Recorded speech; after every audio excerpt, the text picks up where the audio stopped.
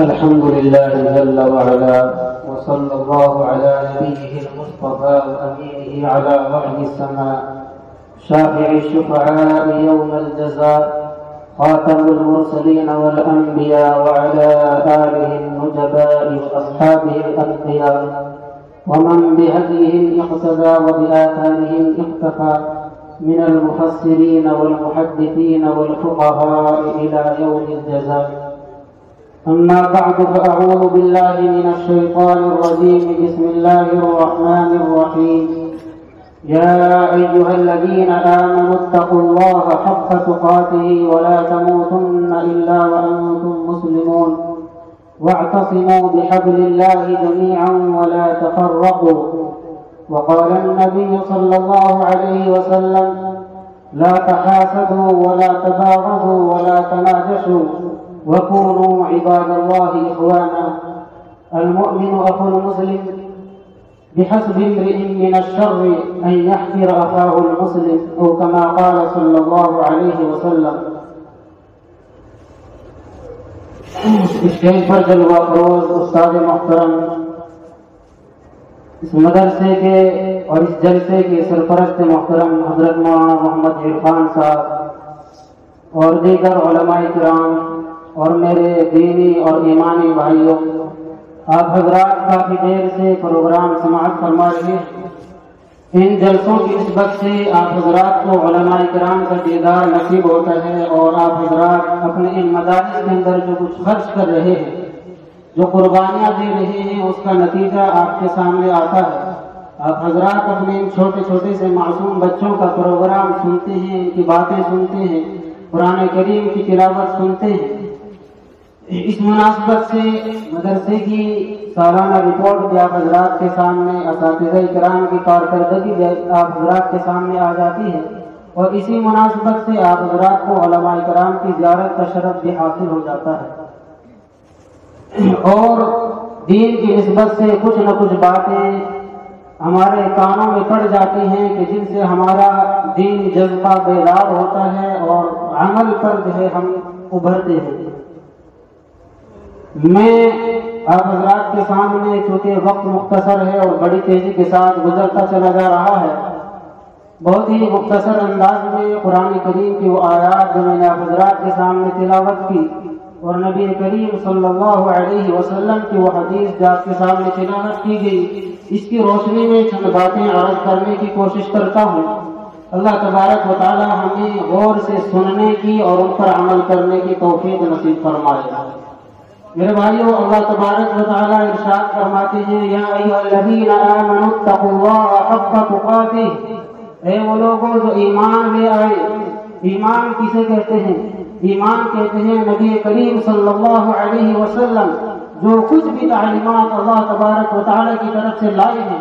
ان کو محض آپ صلی اللہ علیہ وسلم پر اعتماد کی، آپ پر یقین کی بنیاد پر مان لینا۔ ہم نے ان چیزوں کا مشاہدہ کیا ہو، ان چیزوں کو دیکھا ہو یا نہ دیکھا ہو، ہم نے اللہ رب العزت کو نہیں دیکھا، ہم نے جنت کو نہیں دیکھا، ہم نے جہنم کو نہیں دیکھا، ہم نے فرشتوں کو نہیں دیکھا، یہاں تک کہ ہم تو وہ محروم امتی ہیں کہ جنہوں نے نبی کریم صلی اللہ علیہ وسلم کی بھی زیارت نہیں ہو سکی۔ میرے بھائیوں، اس کے باوجود ہم آپ صلی اللہ علیہ وسلم پر ایمان رکھتے ہیں، آپ صلی اللہ علیہ وسلم کی لائی ہوئی تعلیمات پر عمل کرنے پر اپنے آپ کو فخریہ طور پر کہتے ہیں اور اپنے آپ پر فخر محسوس کرتے ہیں کہ ہم اس نبی امی صلی اللہ علیہ وسلم کی امتی ہیں جس کو اللہ رب العزت نے اپنے آخری نبی ہونے کا اعزاز عطا فرمایا ہے۔ اس کے بعد اللہ تبارک و تعالی ارشاد فرماتے ہیں: اتقوا اللہ حق تقاتہ، اے وہ لوگوں جو ایمان لے آئے ہو،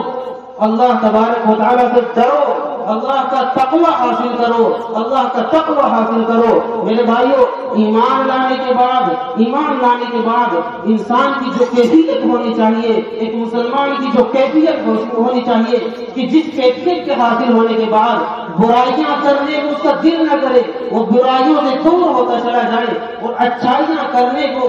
اللہ کی طرف بڑھنے کو، نبی کریم صلی اللہ علیہ وسلم کی تعلیمات پر، آپ کی سنتوں پر عمل کرنے پر اس کا دل آمادہ ہو جائے، اس کیفیت کا نام تقوی ہے۔ تقوی کے معنی آتے ہیں ڈرنے کے، تقوی کے معنی آتے ہیں ڈرنے کے، اور یہ ظاہر سی بات ہے، بڑی ہی بات ہے کہ انسان جس چیز سے ڈرتا ہے اس سے بچنے کی بھی کوشش کرتا ہے۔ میرے بھائیوں، جب ہم اللہ تبارک و تعالیٰ کا تقوی حاصل کر لیں گے تو اللہ تبارک و تعالیٰ کا ڈر اور اللہ تبارک و تعالیٰ کا خوف بھی ہمارے اندر آ جائے گا، جس کی وجہ سے ہم نیک اعمال کی طرف راغب ہو جائیں گے۔ اور جب ہم نیک اعمال کی طرف راغب ہو جائیں گے اور ہمارا ذہن و دماغ، ہمارا جسم و جثہ وہ اللہ کے حکموں کے مطابق ڈھل جائے گا، اور وہ کیفیت جو تقوی کی ہوتی ہے جس کی وجہ سے انسان برائیوں سے دور ہو جاتا ہے، اور ہر وقت ہر لمحہ اس کا دل جو ہے اللہ تبارک و تعالیٰ سے جڑ جاتا ہے، جب وہ کیفیت حاصل ہو جاتی ہے تو ایسے انسانوں کو کہا جاتا ہے متقی۔ اور متقیوں کی کے بارے میں اللہ تبارک و تعالیٰ نے ارشاد فرمایا کہ یہ قرآن جو ہے یہ ہدی للمتقین ہے، یعنی یہ متقین کے لیے ہدایت ہے، وہ ہدایت جو ہدایت انسان کو اس دنیا سے جنت کے اندر لے کر جانے والی ہے۔ اس کے بعد اللہ تبارک و تعالیٰ ارشاد فرماتے ہیں وَلَا تَمُوتُنَّ إِلَّا وَأَنْتُمْ مُسْلِمُونَ، صرف ایمان سے اور صرف تقوی سے کام نہیں چلے گا، بلکہ مت مرنا کفر کی حالت میں، شرک کی حالت میں، گنہگاری کی حالت میں مرنا۔ تو کس حالت میں مرنا؟ مسلمان ہونے کی حالت میں مرنا۔ مسلمان ہونے کی حالت میں مریں گے تو تبھی میرے بھائیو آخرت میں کامیابی حاصل ہوگی۔ اور علماء نے لکھا ہے، مفسرین نے لکھا ہے کہ انسان اسلام کی حالت میں، ایمان کی حالت میں اسی وقت مرتا ہے جب تک وہ پوری اپنی زندگی کوشش کرتا رہے اللہ تبارک و تعالیٰ کے حکموں کے مطابق زندگی گزارنے کی۔ اگر ہم یہ چاہتے ہیں کہ ہم اسلام کی حالت میں مرے، ہم اسلام کی حالت میں جو اللہ تبارک و تعالیٰ کے دربار میں پیش ہو، تو ہمیں اپنی پوری زندگی کوشش کرنی ہے کہ ہم اسے اللہ تبارک و تعالیٰ کے حکموں کے مطابق اور نبی کریم صلی اللہ علیہ وسلم کی لائی ہوئی تعلیمات کے مطابق ہماری زندگی ہو جائے۔ بہت سے ہمارے بھائی یہ سوچتے رہتے ہیں جوانی کی حالت میں، نوجوانی کی حالت میں کہ ابھی تو بہت وقت پڑا ہے اللہ کی طرف رجوع کرنے کا، ابھی تو بہت وقت پڑا ہے اللہ تعالیٰ کی عبادات کرنے کا، ابھی تو بہت وقت پڑا ہے مسجدوں کو آباد کرنے کا، ابھی تو بہت وقت پڑا ہے تسبیحات پڑھنے کا، اللہ کا ذکر و اذکار کرنے کا، نوافل پڑھنے کا، بڑی زندگی پڑی ہے۔ لیکن میرے بھائیو اذا جاء اجلهم لا يستأخرون ساعة ولا يستقدمون،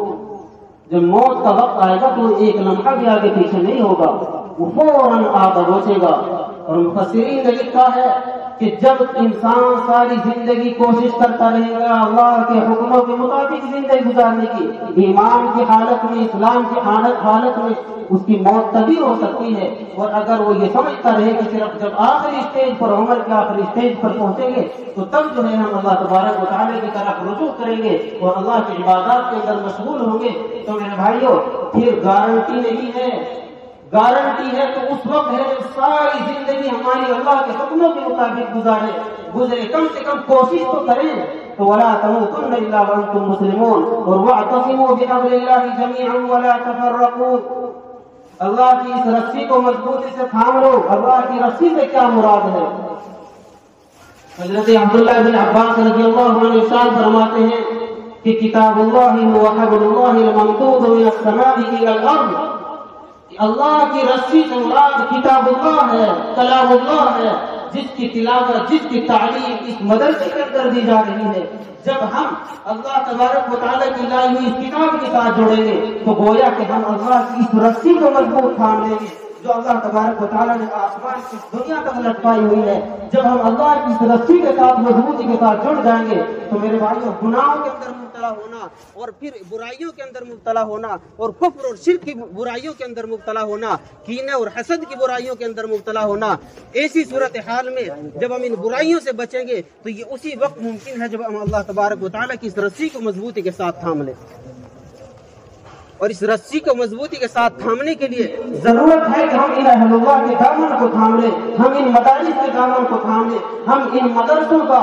ہر اعتبار سے دامے گرمے سخنے اور ہر اعتبار سے ان کے تعاون میں ہم آگے رہیں، پیش رہیں۔ اور جب ہم ان مدارس کا تعاون کریں گے، قرآن کریم کی تعلیمات کے ساتھ جڑیں گے اور اس قرآن کریم کو ہم مضبوطی سے کے ساتھ تھام لیں گے تو انشاءاللہ یقین ہے اور امید ہے کہ ہم سے وہ اللہ کی رسی جب نہیں چھوٹے گی تو اس رسی کے نہ چھوٹنے کی وجہ سے انشاءاللہ ہمیں کامیابی یقینی ملے گی۔ دنیا کے اندر بھی اور آخرت کے اندر بھی اللہ تبارک و تعالی ان باتوں پر مجھے بھی اور آپ کو بھی عمل کرنے کی توفیق نصیب فرمائے۔ وآخر دعوانا الحمد للہ رب العالمین۔